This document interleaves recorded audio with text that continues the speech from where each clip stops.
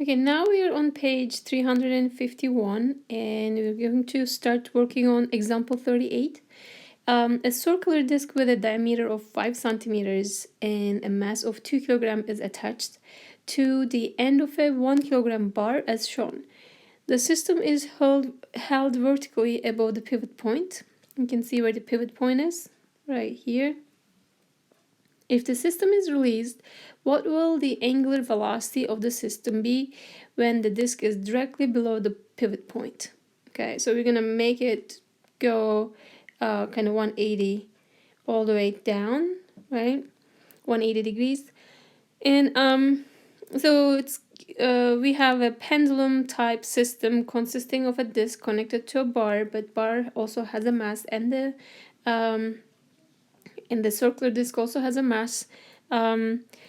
And the figure is given on the right side. We are trying to find the angular velocity when the system has rotated 180 degrees, and also the linear speed of a point P after the system has rotated. Point P is going to be all the way at the bottom in that case. And the assumptions, you can assume that it's frictionless rotation at the pivot. And again, you can also add like no drag or anything that you can think of. There's many more we can add, but I think those are the highlights. For the plan, we are going to use the conservation of energy. And so we have a system combined of like two masses, so we have to be careful when we apply this as well. Estimate, we are trying to find the angular velocity. So if you look at the angular velocity, I just want to briefly remind you that it is 2 pi over period, because period was 2 pi over omega. So you can think about how long it takes for this to go down 180 degrees. In the order of magnitude, I would say it's about a second, not 10 seconds, not 0.1 seconds, right? About a second. And then you can kind of find out what this is supposed to be, and then you can get 8 radians per second. You can also say maybe 10 radians per second or a few radians per second as the estimate is perfectly fine. And once you have that, you can simply think about this equation and multiply by the radius. In this case, the pivot point here, and the radius is going to be from the pivot point to the force point. So approximately it's going to be about like 1 meters, right? So it's not exact again, this because this is estimation, but you can get 8 meters per second or a few meters per second or 10 meters per second. Again, you can be the judge of that and kind of make an estimation. Okay, so in the solution, we are going to start with the conservation of energy. And so we are writing our equation. Now we split the kinetic into two pieces, as we learned how to do that just now. So this is delta K, translational and rotational. You have to think about both of them now. And then we have delta I. Again, now we combine delta I because we don't have friction, but you can also write delta IF as well due to kinetic friction. It's going to go to 0 anyway, so we neglected writing it here. And now we have two potential terms, gravitational and the elastic. On the right side, it's the way of adding or subtracting energy, right? It is work done and the heat terms. Now we are going to simplify these as we do, right, as step 2. So we don't have any spring-like objects, so there shouldn't be any elastic potential. That means there's not going to be any change in elastic potential either. And there's also no translational kinetic energy, because objects, although it's a combined system, they only rotate. They do not move along a straight line. So you can also set this to 0. Right, delta K2 is 0. And there's no temperature changes, and also there's no friction. And that means internal energy is not going to change either. There's no pressure change either. So you can also add pressure here. Temperature or pressure. So anything that changes molecular level, we don't have it. as usual in this class, we don't have heat transfer either. Okay, so those terms are going to go to 0. After that, once we simplify our equation, this is what we get from the above equation, right? So now we're going to think about the work done. So to find the work, we will consider Fibonacci diagram, as we always do, at some point during the rotation. So you don't want to do it at the beginning or at the end, somewhere in between. Okay, so in this case, for example, the object kind of already rotated this much, but it's going to go all the way down. So somewhere in between, we draw the figure. This is our pivot point. This is the point that is fixed, not moving. And now we are taking the system as a disk and bar together, so it's combined. Okay. So work due to the weight force is going to be, that's the combined weight, and it's that weight force, you can put it as on the center of mass point, right? So you have a bar, you have a disk. Let's quickly check the values for the masses. So bar is 1 kilogram, disk is 2 kilograms. And since disk is heavier, it's closer to the disk, the combined center of mass.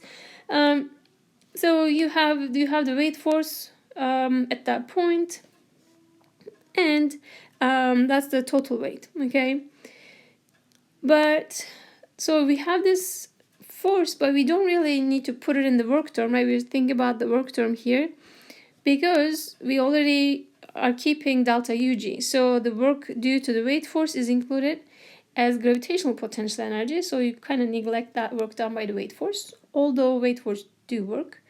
And here we have other forces, reaction forces, as we discussed this earlier in another problem. We don't know which way it is, so we just say, okay, x and y components, and we also show our x and y axes, as you can see it on the figure, starting from the pivot point, that's the origin. So they do not do work either, and because they don't really move the object, right? There's no moment arm. If the force line is passing through the pivot point, that force is not gonna do any torque, but if also there is no displacement, that force is not gonna do any work either. Okay, so we got 0 work done by them. So those are the only 3 vectors we have. That means there's nothing that we will put on the right side as the work term, so work term goes to 0. But again, weight force does work, but we are already counting that as the gravitational potential. Okay, don't miss that concept. So what do we have then? We don't have anything else left on the right side. So this is the more simplified version of this equation now. It comes from here. After analyzing the work term, this is what we get. Next is we are going to expand this. Okay, so rotational kinetic energy, final and initial. So we are writing this as kinetic rotational final minus kinetic rotational initial plus UG final minus UG initial. That's equal to 0. And that becomes this equation here. Rotational kinetic is in the form of 1/2 I omega square. I is the inertia, moment of inertia. Omega is the angular velocity. And UG is the gravitational potential energy, so it's in the form of mgy.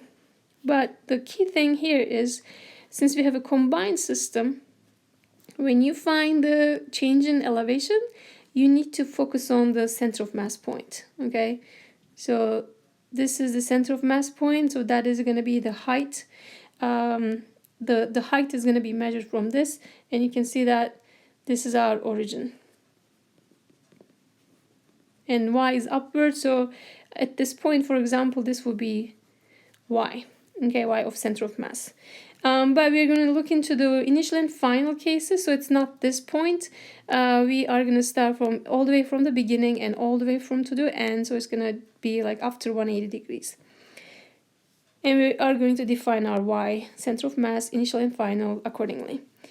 Okay, so m is the total mass, because again we're doing a sort of combined masses, and once again y values are the heights of the center of mass for the final and initial. And we also know that initially it wasn't moving, so we can take this rotational kinetic energy for the initial to be 0 because of that omega initial being 0.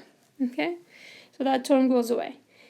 Next is going to be solving for angular velocity for the final case, and you're just going to put everything on the other side. So put these on this side. Again, initial is going to be positive, final is going to be negative in that case, and divide by 1/2 I.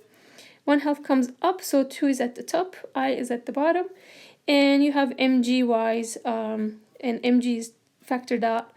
And since that is omega squared, this is going to be square root of that.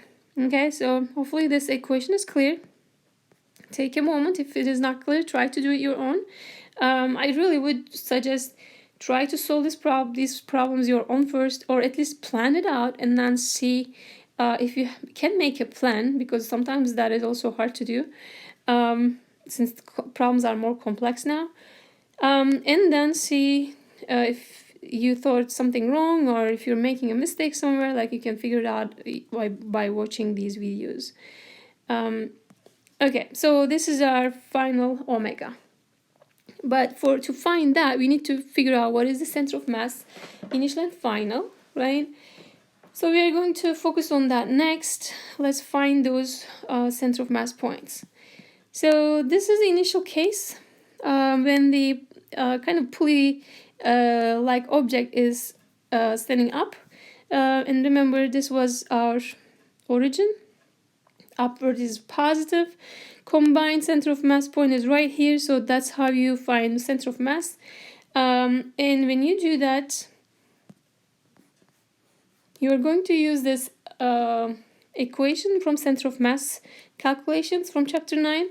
As we practiced before, we have two objects, one for the disk, one for the bar. And so this is the disk, 2 kilogram mass times the distance. How do we find that?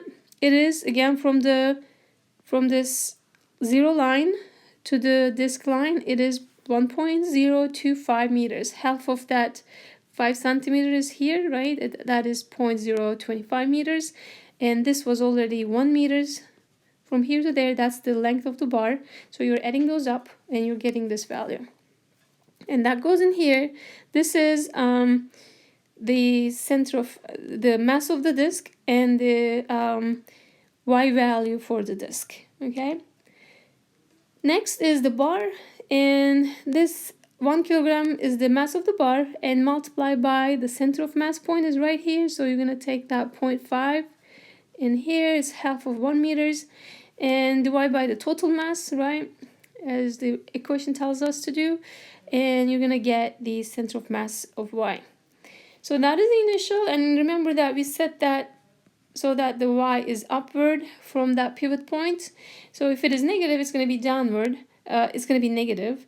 And that's why the initial is positive and final is negative, but they have the same values because the object doesn't change its shape.